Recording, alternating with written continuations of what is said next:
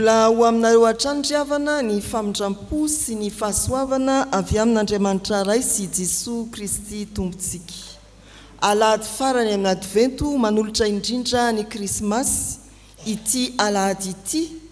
Amin'ny maha-fotoanan'ny advento dia mbola hampiomanina isika hitsena hampifaliana ny fiavian'ny tompo tsarovana ny krismasy.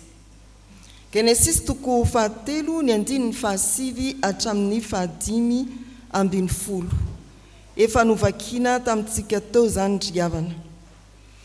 Raha ny Genesis toko 3 dia fantatry ny maro amintsika izay mpandinika na mpamaky ny soratra masina fa mitantara indrindra ny fahalavona, ny fandikana ny sitrapon'Andriamanitra ny tondra an'izao tontolo izao ho an'ny fiainana feno korotana tsy ny lamina izany. Mamaky ny Genesis toko 2 kosa isika dia mahafantatra fa talohan'ny fandikana ny sitrapon'Andriamanitra dia fiainana feno fiadanana no efa nomen'Andriamanitra antsika.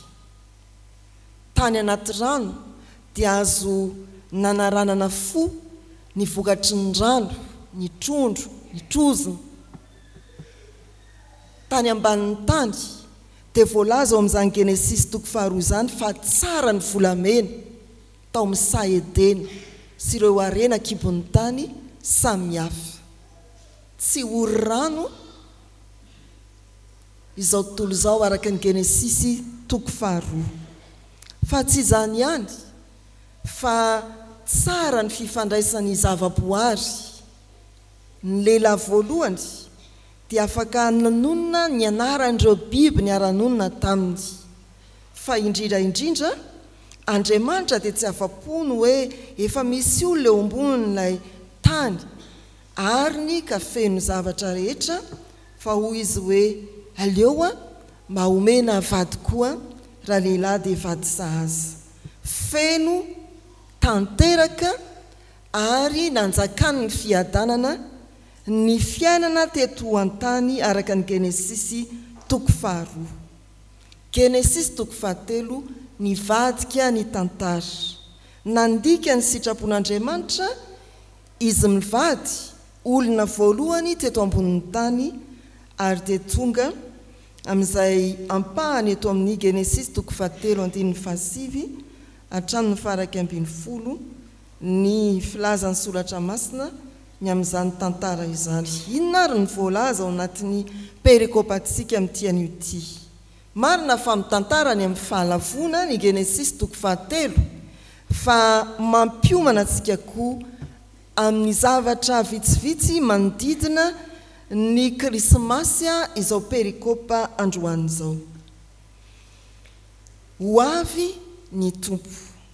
Inona ny fiomanana takiany soratra masina eto ambany masontsika? Miomana fa ho avy ny mpamangy. Ny faharoa, miomana fa ho avy ny mpanontany. Ny fahatelo, miomana fa ho avy ny mpamonjy. Ho avy ny mpamangy. Ny krismasy dia andro mpamangina. Andriamanitra mamangy an'izao tontolo izao amin'ny alalan'i Jesosy Kristy. Andriamanitra manatona avy any amin'ny voninahiny mankety an'izao tontolo izao. Andriamanitra tonga miara-monina. Andriamanitra indrindra teny tonga nofo ao anatintsika. Mamangy Andriamanitra. Miomana isika amin'izao advento izao fa ho avy ny tompo hamangy antsika. Ny krismasy riavana dia tena raharaham-pianakaviana. Androm-piangonana manetriketrika. Fa ho fiomanana amin'izany dia mitodika amin'ny tsirairay Andriamanitra.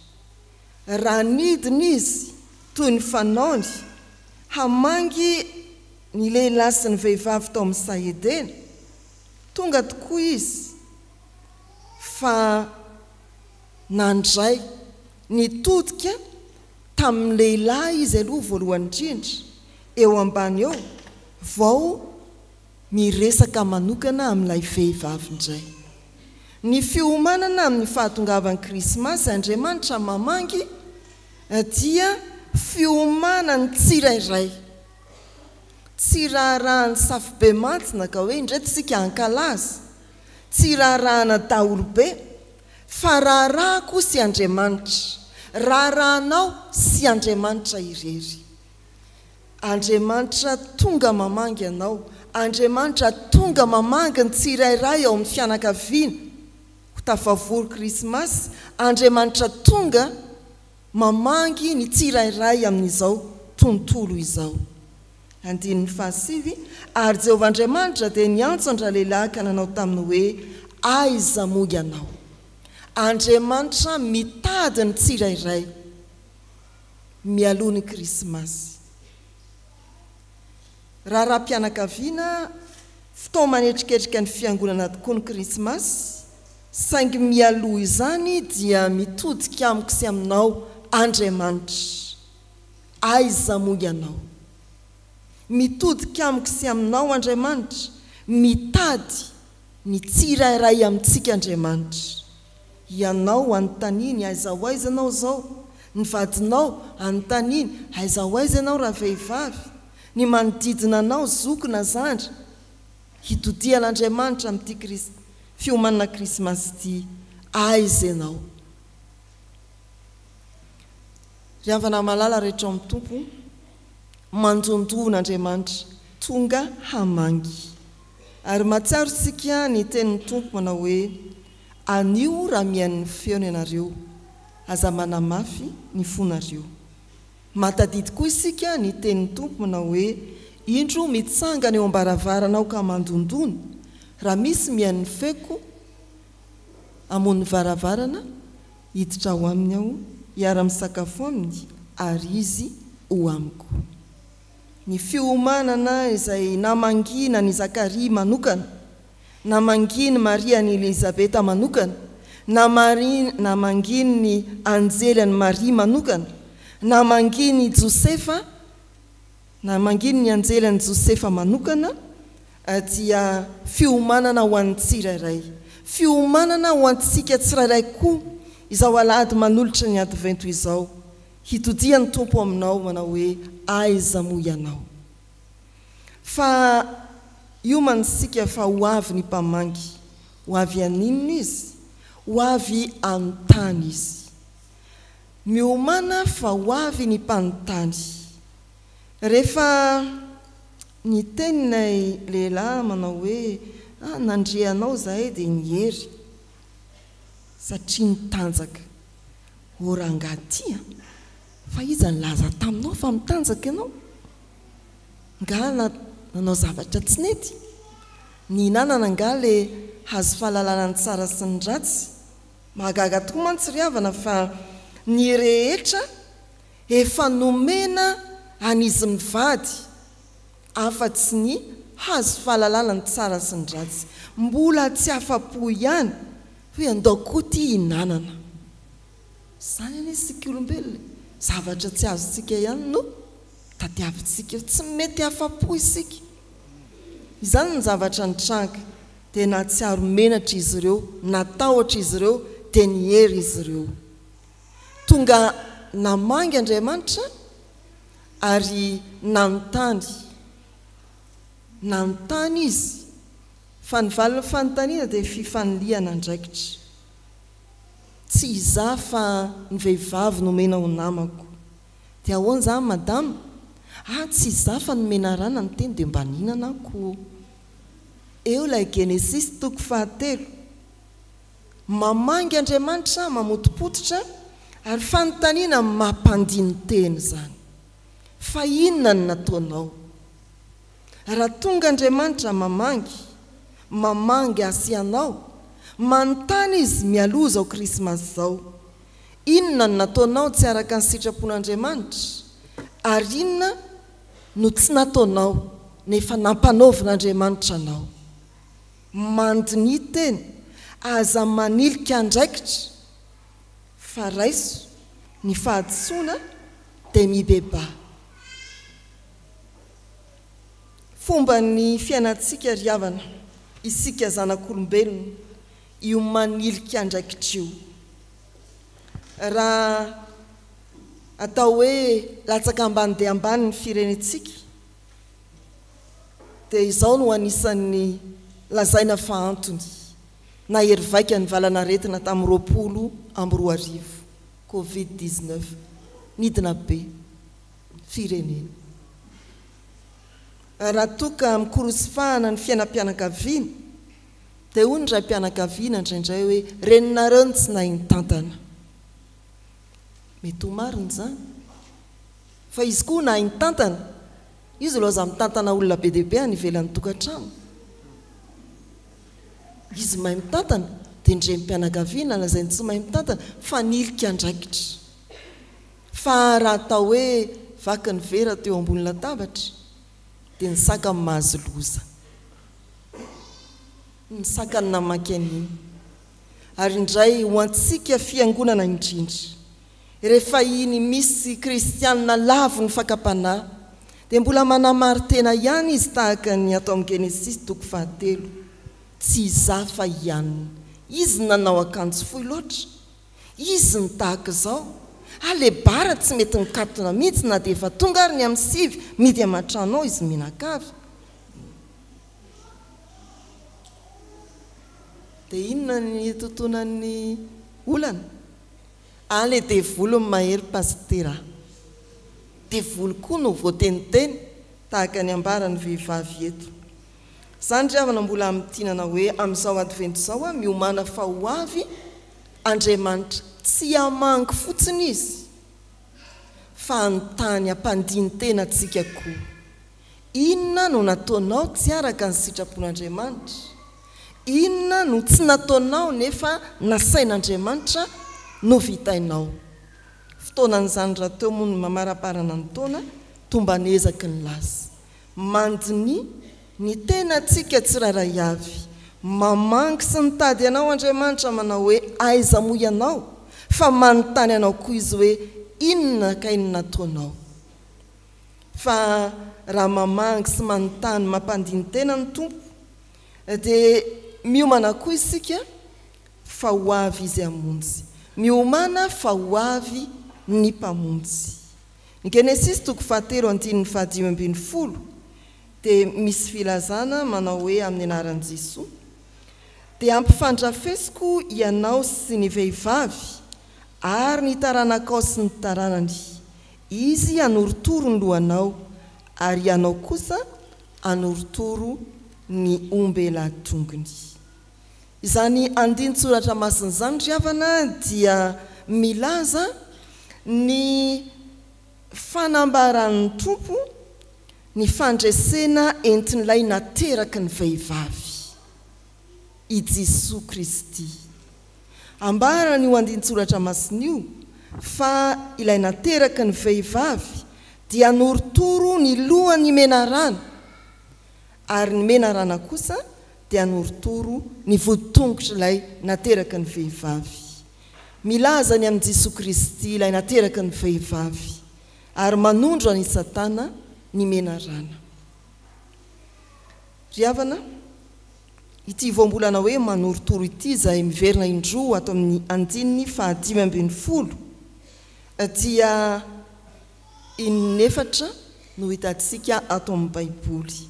Eto amin'ny Genesis 3:10, ny Joba 5:7, ny Salamo 7:1 teny amin'ny teny fototra Hebreo.